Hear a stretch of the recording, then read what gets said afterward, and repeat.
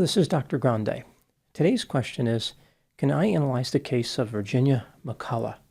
Just a reminder, I'm not diagnosing anybody in this video, only speculating about what could be happening in a situation like this. If you enjoyed this video, please like it, subscribe to my channel, and consider supporting me on Patreon. I will put the link to Patreon in the description for this video. First, I'll look at the background of this case, move to the timeline of the crime, then offer my analysis.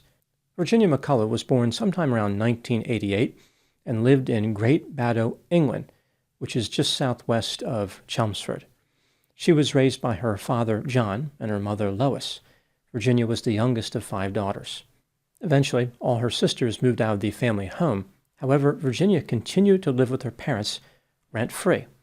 Virginia did not generate any regular income through employment, but lied to her parents and said that she did. She told her parents that she was studying to be an artist, and her future career would grant her financial success. By 2019, both her parents had several health issues. Her 70-year-old father, John, had type 2 diabetes, glaucoma, and hypertension. Her 71-year-old mother, Lois, had agoraphobia, anxiety, and symptoms of obsessive-compulsive disorder. In exchange for taking care of her parents' financial dealings, her father gave her some money. Now moving to the timeline of the crime. Since June 2019, nobody had observed John or Lois. There were various forms of communication purportedly from the couple, but no physical encounters.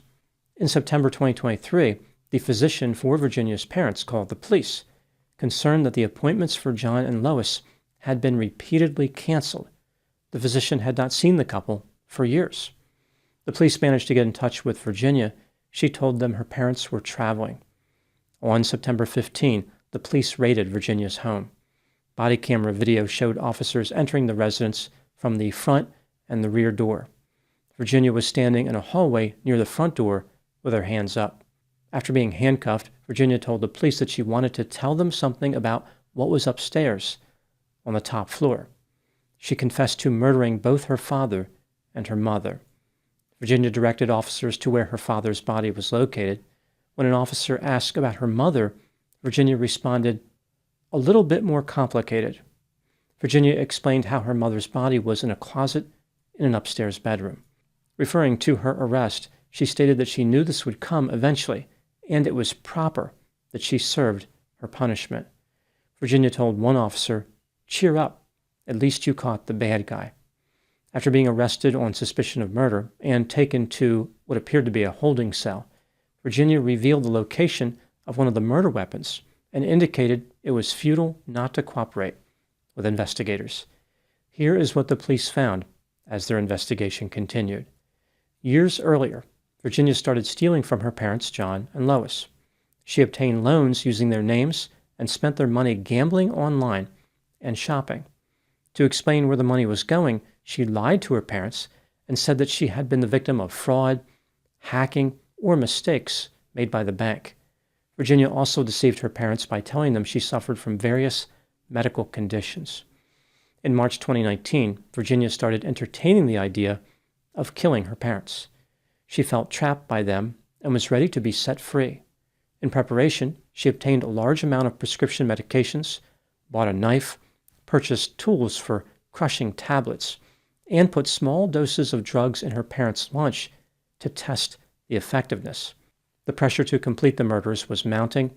It was becoming increasingly difficult to hide her financial dealings from her parents. Within a few months, the amount of debt Virginia accumulated was almost £60,000. On June 17, 2019, Virginia executed her homicidal plan. She placed a mixture of prescription medications in her parents' drinks. The effect was lethal for her father, John, who Virginia found dead in his bed the next morning, June 18. Her mother, Lois, however, survived. She had been given a smaller quantity of drugs, and she did not drink as much. After finding Lois alive, Virginia struck her with a hammer. Lois asked Virginia what she was doing and attempted to defend herself. At this point, Virginia retrieved a knife and fatally stabbed her mother 8 times. Virginia later said that she was hitting her mother like someone badly playing the xylophone. During this attack, Virginia sustained a cut to her hand. She went to a physician and had the wound treated, claiming that she sustained the injury while cutting vegetables. After being treated, Virginia went to Chelmsford to purchase sleeping bags. On the next day, June 19, 2019, Virginia impersonated her mother to obtain a new credit card. That card was used to buy clothing and jewelry. Virginia started working on the grim task of concealing her parents' bodies. She placed both of them in separate sleeping bags. Her father's body was stored in a downstairs study. Virginia had constructed a makeshift mausoleum using cinder blocks. In Britain, these are referred to as breeze blocks. Her mother's body was placed in an upstairs bedroom in a closet, which Virginia sealed with tape and partially blocked with cinder blocks. Concerned that people may start looking for her parents and asking questions, Virginia used her mother's cell phone and sent a text message to one of her sisters. It read, "Your dad and I are at the seaside in Walton this week." Later, Virginia sent another message which read, "Good night."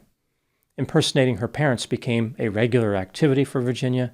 Over the next few years, using multiple SIM cards, she sent messages as if they were from her parents. Virginia impersonated the voices of her mother and her father on the phone several times. For example, pretending to be her mother, she called one of her sisters, her mother's physician, and the police to report minor complaints. Impersonating her father, she contacted his pension company. To support the idea that her parents were still alive, she even sent birthday cards from them using an online service. Virginia opened new credit cards using her parents' name, used their bank accounts, and raided her father's pension. She ended up stealing £149,000 using these various methods. Some of the theft, of course, occurred before the murders.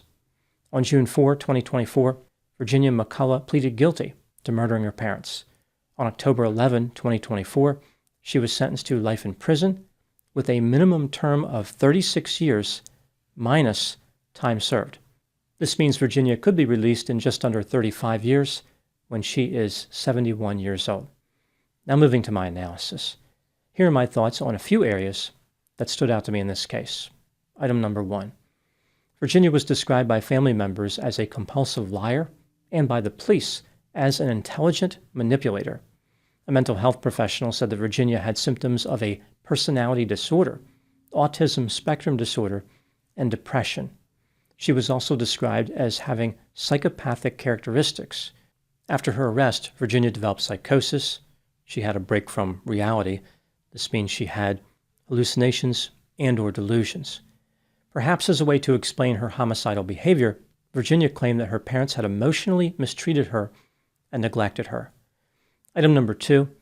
After being confronted by the police, Virginia made no effort to hide her involvement in the murders.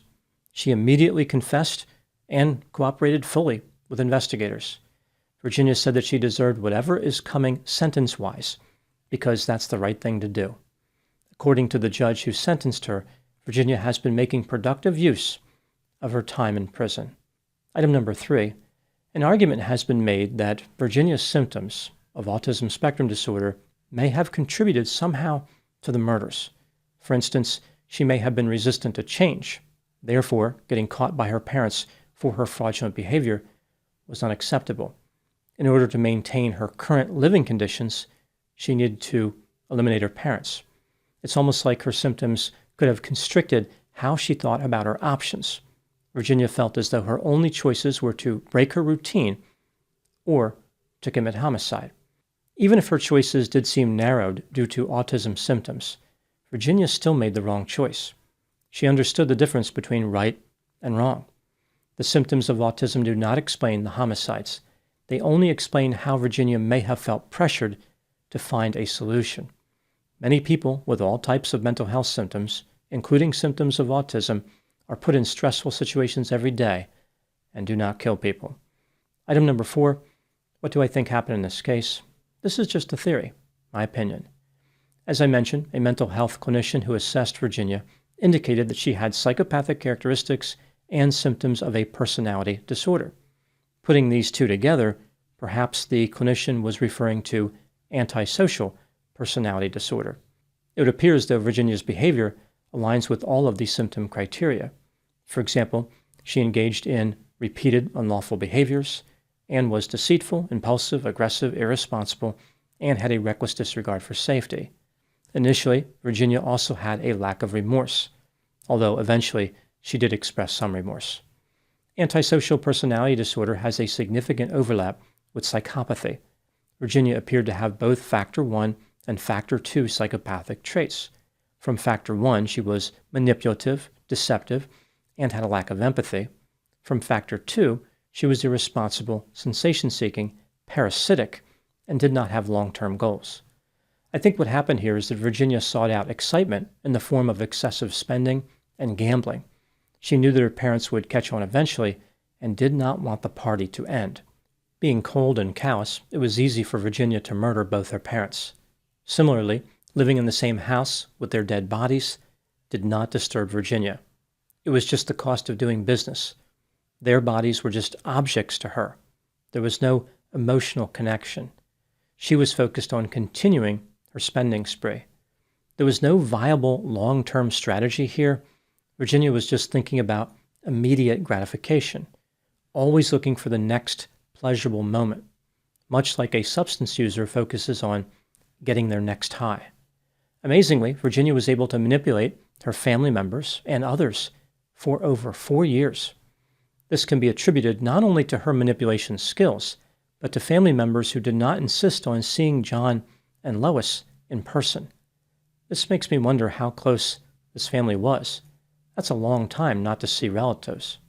To be fair, I doubt it ever occurred to those relatives that Virginia could have murdered John and Lois and stored their bodies in the home. It's a bit of an understatement to say the murders represented an unexpected development. When the police raided Virginia's home, she decided to cooperate because she was pragmatic. She knew that, based on the evidence the police would find in the home, nothing was going to change the outcome. Ultimately, her cooperation paid off. The judge indicated that if Virginia had taken the case to trial and was found guilty, she would have received a minimum term of 40 years. So, life in prison with the possibility of being released in 40 years. Based on her pleading guilty, she received a minimum term of 36 years. She was given a 4-year discount. When a child kills both their parents, this is referred to as a double parricide. This behavior is exceedingly rare. On top of this, only 4% of double parricides occur at the hands of a daughter. Most parricidal offenders are psychotic, although there have been a few cases where perpetrators had strong antisocial tendencies without psychosis. Virginia had antisocial traits and became psychotic after she was in prison, so her mental health symptoms match other parricidal offenders in that regard. Parricide is very difficult to predict, but usually it is detected fairly quickly when it occurs. This case is unusual because parricide is rare, but also due to how long Virginia was able to conceal the crime. It's frightening to think that 2 people who lived in a community could disappear for over 4 years before anyone raised the alarm. I guess the lesson here is that when a person strays outside the societal norms, as far as Virginia did, it catches everyone off guard. Those are my thoughts on the case of Virginia McCullough. Please put any opinions and thoughts in the comment section. They consistently generate an interesting dialogue. As always, I hope you found my analysis of this topic to be informative. Thanks for watching.